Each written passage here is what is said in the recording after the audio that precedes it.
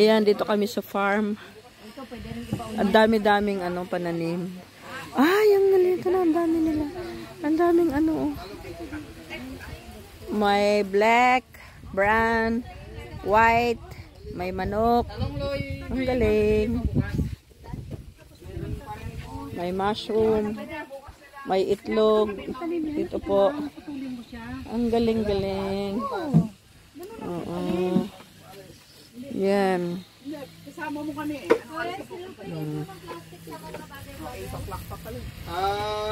Plastic na ito mga doon.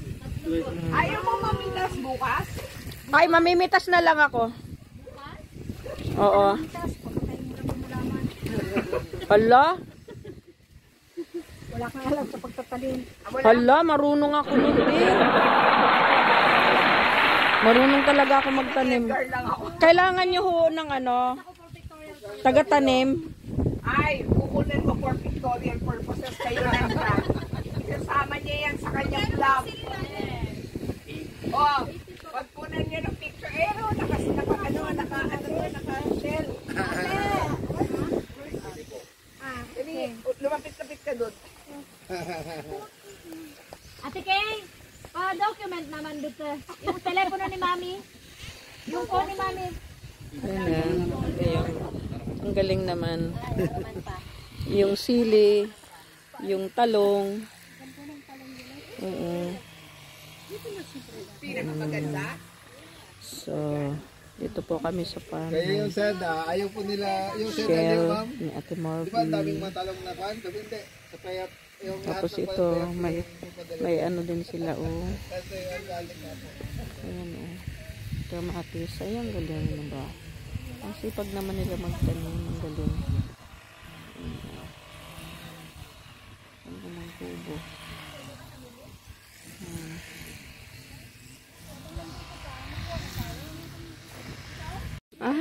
Ganun. Oo nga. Ganyan nga nakikita ko. Ngayon ay tutuklasin natin kung paano sila nag-grow ng oyster mushroom dito sa Shell Philippines. Dito sa El Nido. Tignan natin. Follow me. Galing.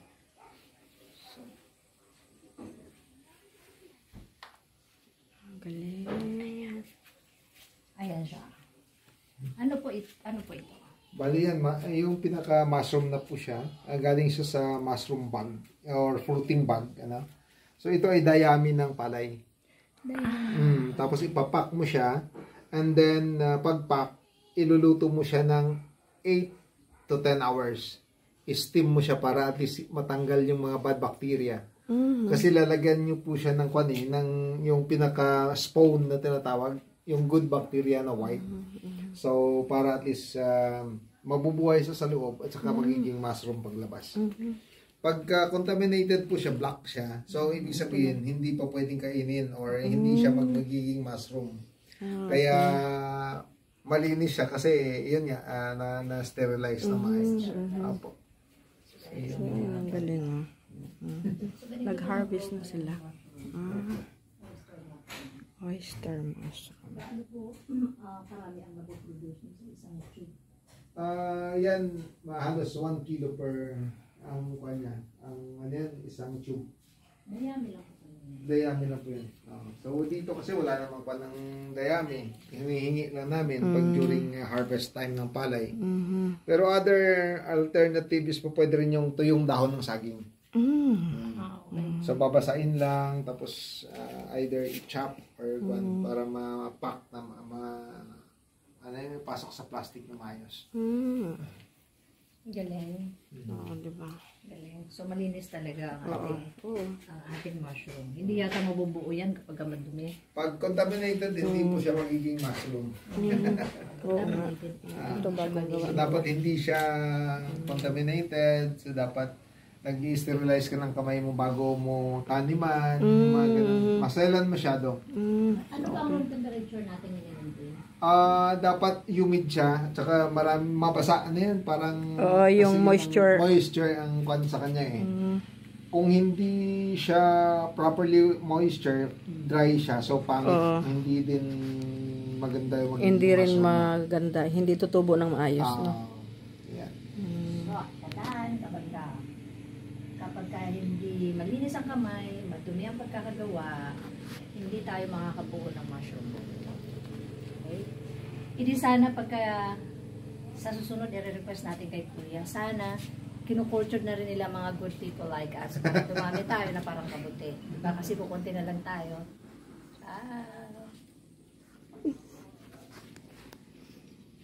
Di sana. Tapos dito naman yung tilapia. Ayan oh, ang dami. Ang tilapia. Ayan. Dami. Yeah, mamaya-maya po Ate Marbs. Mag-fishing tayo. Ang galing. May mahuli na po tayo. Wala pa siguro, maliit pa. Maliliit. Kasi yung seda, halos every week kumukuha ng kwan. Kaya ngayon, pinastock ko muna kasi hindi lumalaki yung tilapia namin. Ano po seda? Seda Leo is isa sa mga 5-star hotel dito sa kwan. So yun, kasi Ang daming bunga ng bayabas. Ayan, galing.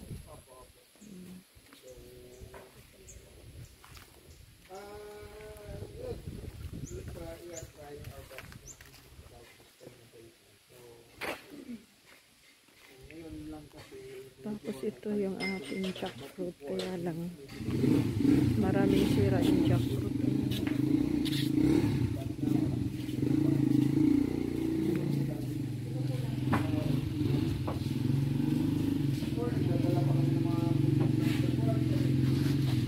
Dito kami sa gitna ng bundok.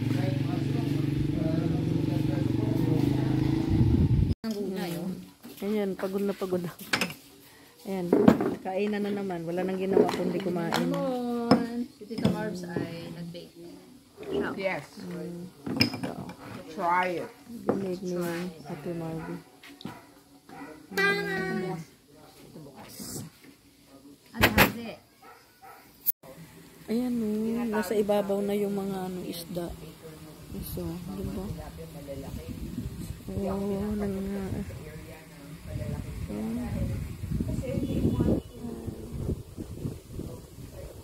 kita niyo ba?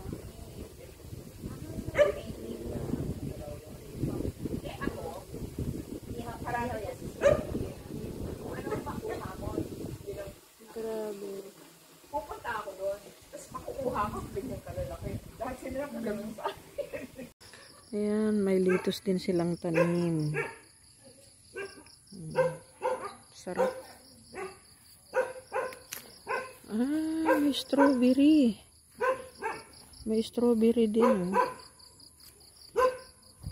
May parsley pala. Ayan kanilang mga sitaw na ganda. Cucumber.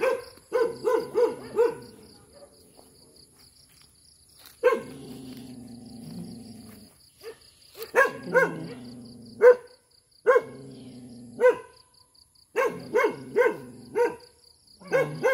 Ganda. Tapos ito yung kinakain nila kanina. Hindi pa siya hinog. Ba hinog? Ito. Tikman natin.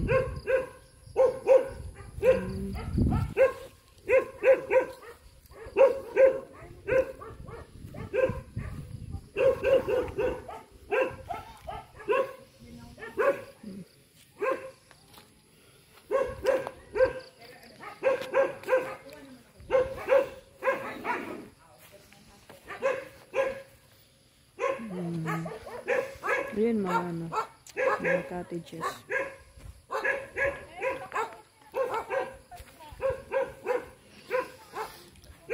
Ano yan, tanglad? Opo, Ang dami, no?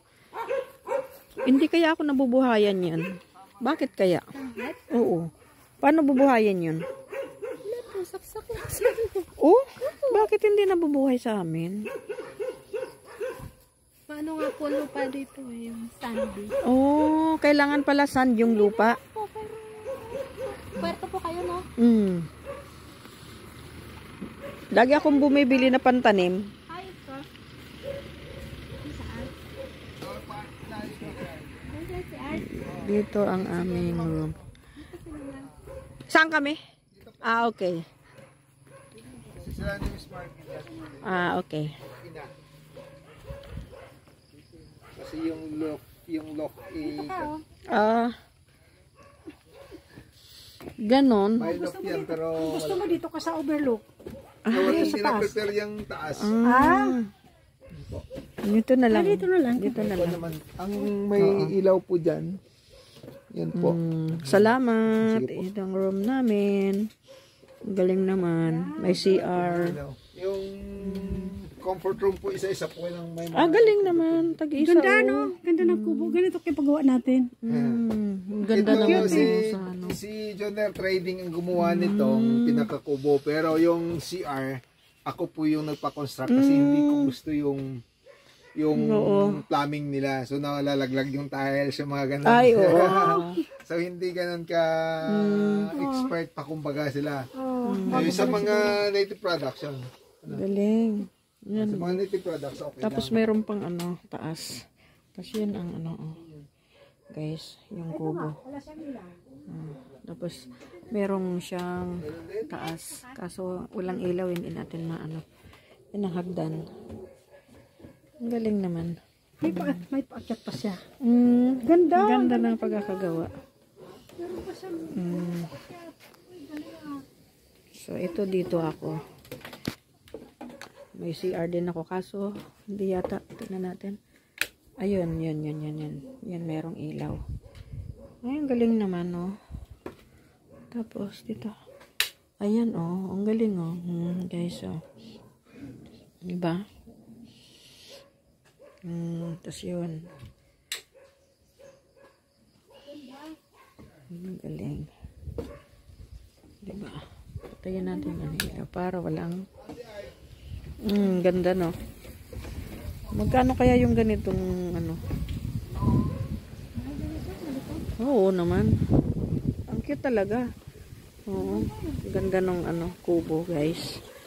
Ganda.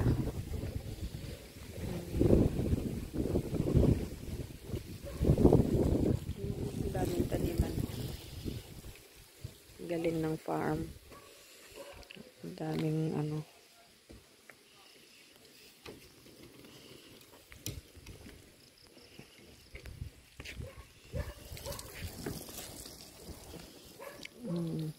dito sila Ate Marby mamaya.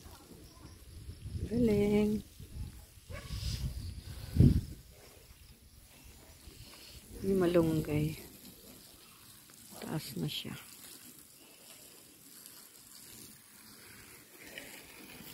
Si Manong. Diyan kami sumakay. From Puerto to Yan. Driver ni Ate Marby. Yan ang Yan.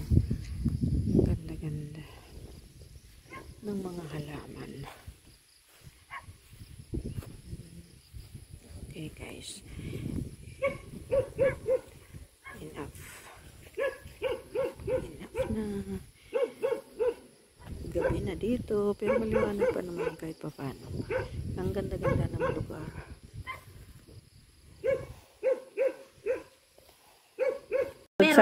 Malsite.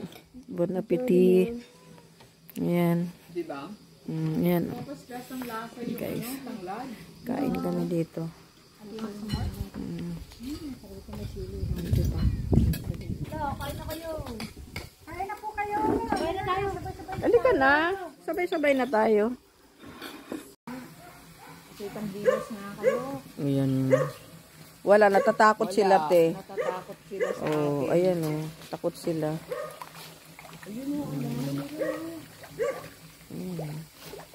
Kala, lafang. Lafang, sige. Asa yung malalaki? Wala ka pang malalaki. Wala po. Pero May yun mga ang kwan din, pero ilang piraso lang sa baba. Ang dami. Pero Kasi hindi ang hirap, makita. ang itim hirap din nila. pulihin. Ayaw din kumain sa kawil, ayaw din pumasok sa net. Ang gagaling nila eh. Ang tatalino nila, no? Oo. Kasi pagka ba pinapapang ko to ng net, dito sila sa pinakagilid talaga. Hindi rin kasi pwede mababaan kasi konti malalim. Ang talino nila, nagtatago sila. Oh. Ang talino naman. Sabihin na, Good. kahit walang linya, no? This is food terminal.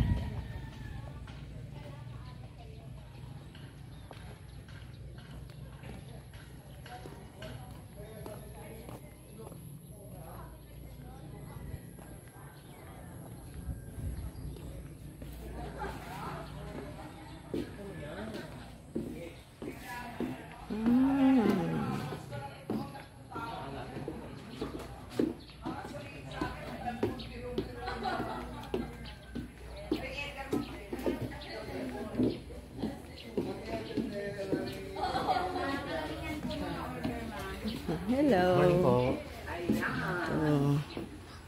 Nandito yung food terminal. Ayan ang mga paninda. Ako na naman kita, Mars. Kita pa kita. Yan. Papasok ako kaya. Ay, chef. Wala, mga walang ano. Walang mga mask. Asa na si ano? Walang dala. Bawal ang walang mask. Tapos kayo, matigas ang ulo nyo ha. Ako meron ako sa car. Sige, maganda ang mga bisita natin. Walang mask. Hindi, kunyari tinanggalan namin. Makalimutan. Yan, sa kapas tayo. Ayan.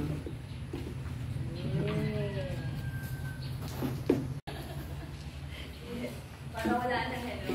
Oo, kaya nagtanggal tayo. Ang kanilang ano. Next time. Next time lang po. Next time lang. Pechay. Alam mo, kami chukina eh. Ate. Ha? Ate. Dinelate lang. Ay, oo nga. Meron pang ano nga yun? What's that? Ito yung Zucchini. Oo. Rote rom. Uy, gawa niyo yan. Ay, poke. Walang gulatan. Oh, meron din silang ano, oh. Yung, oo. Yan, oh. Rot kraut. Ang bagyo po niyan, no? Nga. Tingin po namin talagang galing dun. Pero kasi yan dito siya dito. Correct. Ang ganda po ng very nice. Yeah. Yan ang kanina. El Nido. in the best way they can. Yeah. So your fly voice could be something like, I accept others as they are, and that we are good like that.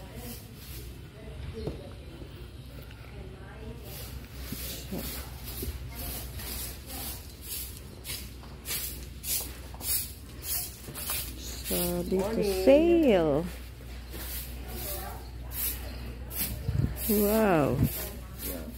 Sale po siya. Ito may mga zipper.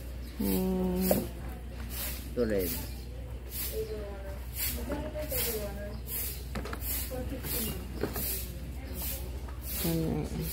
Yan ang mga craft.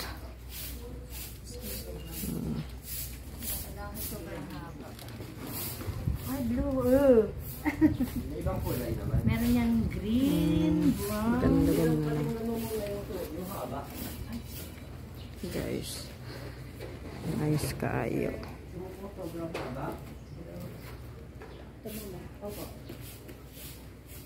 Magtakbo sa bukas.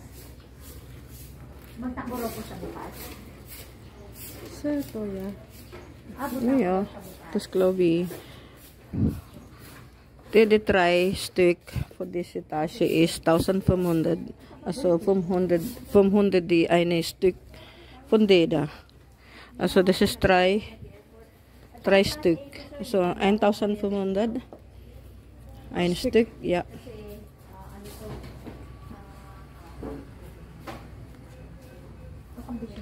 Das ist aber normal. Das Sotoya ist.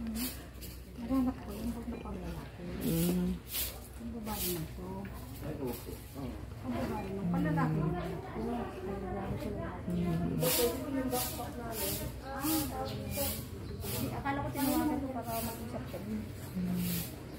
Ang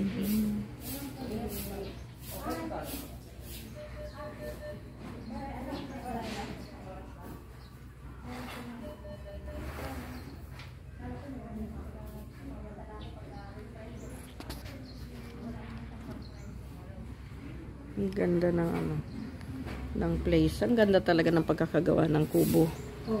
Parang yung bahay natin nun sa Palawan. Ay, sa Tagboros na yung hagdan, ganun. Galing, ganda. Ganda, guys. Ay, ang ganda. Yung ganda, oh. Pagkakagawa nila, oh. Laki nga ng pagkakagawa nila. Ganda. Yan, oh. Ganda ng yan ang kubo, oh. Oh, sa loob, oh. Sa taas. Diba?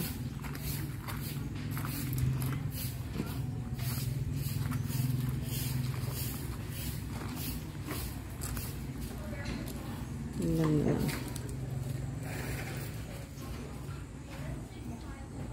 Ganda-ganda ng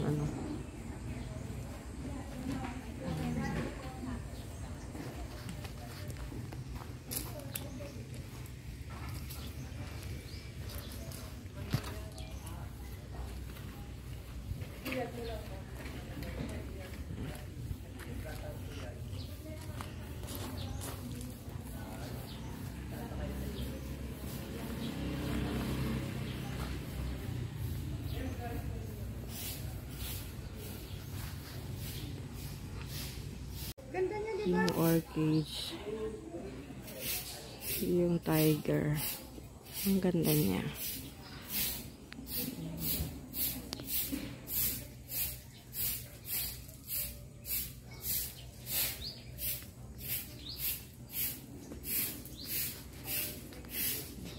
So we are still here in El Nido, but this is Leo Beach. This is Leo Beach.